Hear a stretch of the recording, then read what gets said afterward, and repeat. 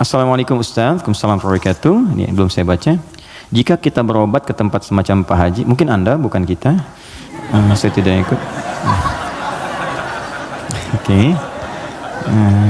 Jika Anda berobat ke tempat semacam Pak Haji yang orang sebut, lalu Anda dikasih obatnya, air minum, yang doakan, apakah itu masuk syirik atau bagaimana Ustaz? Mohon pencerahannya Ustaz. Tergantung. Jika Anda minta doa, tabarruk dengan doa itu, wasilah, supaya mohon berdoa, didoakan kepada Allah. Anda bisa berdoa sendiri, minta, ya, dan bisa saling mendoakan.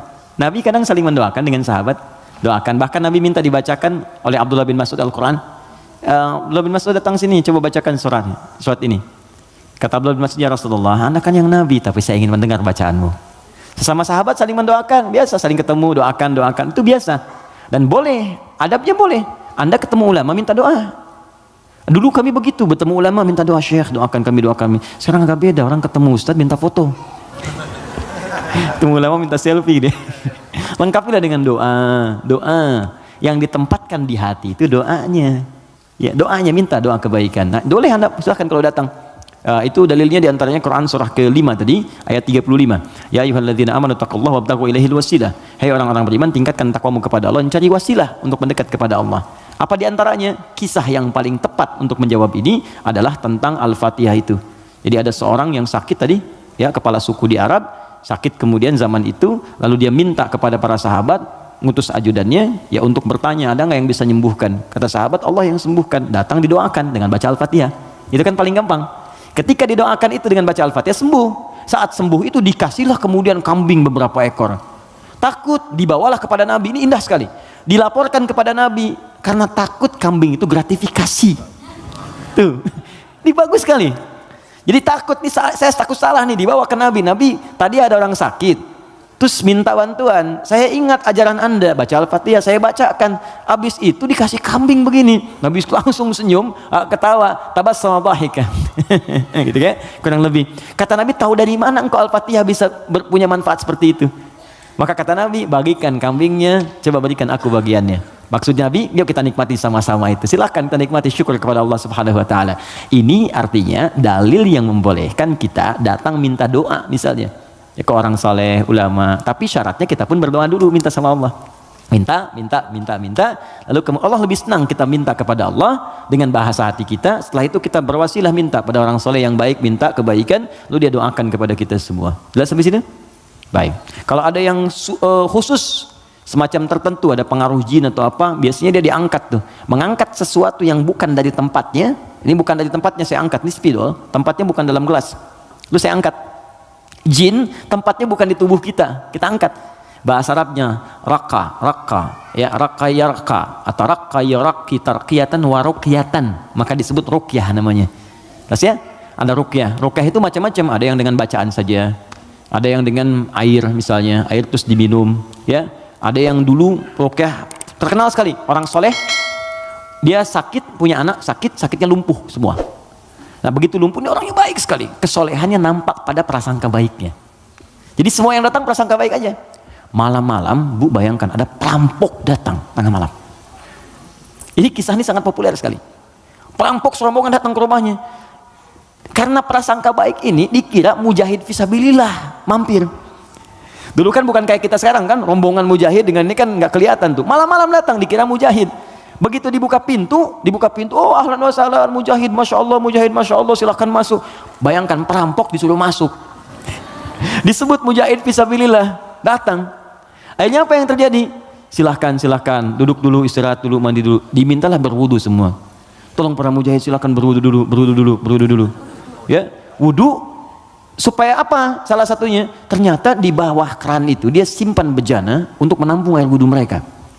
Ini kisah nyata, benar terjadi. Jadi bukan rekaan, di kisah nyata sampai riwayat kepada kita dan valid riwayatnya. Jadi orang-orang salaf dulu. Di begitu air wudunya tumpah ke situ, dan dia melihat orang-orang perampok tadi, kok ada anak ini nggak bangun. Ya kata mereka ke bapak tadi, ini siapa? Ini anak saya, dia kena lumpuh katanya. Oh gitu, udah duduk, dijamu dengan makan semua. Udah rapi, suruh wudu, makan, pulanglah mereka. Nah, begitu pulang, ini yang menarik. Beberapa pekan kemudian datang lagi. Dibuka lagi mujahid, katanya Masya Allah, Masya Allah. Yang buka siapa? Yang buka anak yang lumpuh tadi. Buka langsung, kaget loh. Kemarin kan lumpuh dia, sekarang bisa buka katanya kan. Lalu bapaknya keluar nyambut lagi, Masya Allah, Masya Allah. Kami meraih keberkahan dari jihad Anda, jihad Anda bayangkan. Karena positive thinking ya. Bertanya, ini kenapa bisa sembuh? Air wudhu, masih ingat gak air wudhu yang pernah engkau pakai itu dalam wudhu itu? Saya mandikan kepada anak saya, dengan izin Allah sembuh dia. Perhatikan ketika seorang berprasangka baik kepada Allah Subhanahu wa taala akan berubah segalanya. Lalu perampok tadi kemudian terjatuh semuanya, nangis tersungkur, sujud di hadapan Allah Subhanahu wa taala. Nangis tobat di situ. Sebetulnya kami bukan mujahid, kami perampok katanya. Dan sebagainya. Tobat. Jadi bayangkan hanya dengan wasilah anak yang lumpuh dalam keadaan tadi dia menjadi mulia seluruhnya. Ya. Tapi ingat Syekh Hashim Muhammad Hashim bin Asy'ari Hadratus Syekh pendiri Nahdlatul Ulama. Beliau mendirikan NU tanggal 31 Januari ya 1926. Itu beliau dirikan NU, punya kitab 19 kitab. Di kitab kedua namanya Risalah Ahlus Sunnah wal Jamaah. Di halaman yang ke-12 paling kiri sebelah bawah. Ya, itu beliau sampaikan begini. Hati-hati. Wa minhum al-abahiyuna, hati-hati ada aliran yang menyimpang di tanah Jawa. Itu diungkapkan di tahun 1333 Hijrah. Sekarang 1431. Sudah berapa tahun? Ya kurang lebih 100 tahun lah ya. Kurang lebih 100 tahun. Kata beliau, ada aliran Abahiyun. Siapa itu? Tokohnya itu ahli zikir. Zikir. Tapi cara zikirnya melahirkan kesimpulan yang menyimpang. Apa kesimpulannya? Kalau sudah dekat dengan Allah, fala yantabiqu alaina al-amru wan nahyu. Kalau sudah merasa dekat dengan Allah dengan zikirnya, maka sudah tidak berlaku lagi perintah dan larangan. Di sholat sudah nggak berlaku lagi karena sholat itu masih latihan. Kalau zikir sudah dekat dengan Allah, nggak usah sholat lagi. Maka kalau Anda menemukan yang seperti ini, kata beliau, jauhi, karena itu mengajak pada kesesatan.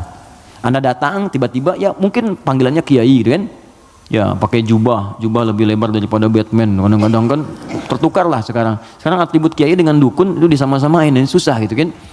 Pakai datang Anda konsultasi, nanya, Anda nggak tahu, karena nggak tahu itu, tiba-tiba waktu zuhur tiba, Allahu Akbar, Anda tanya, Pak Yai kok nggak sholat dulu kita? Adek ini, kalau Pak Yai fisiknya di sini, rohnya sedang sholat. Kalau yang seperti itu tandanya dukun, tinggalkan, jauhi. Ya, kata beliau disebut sesat, kata beliau ya.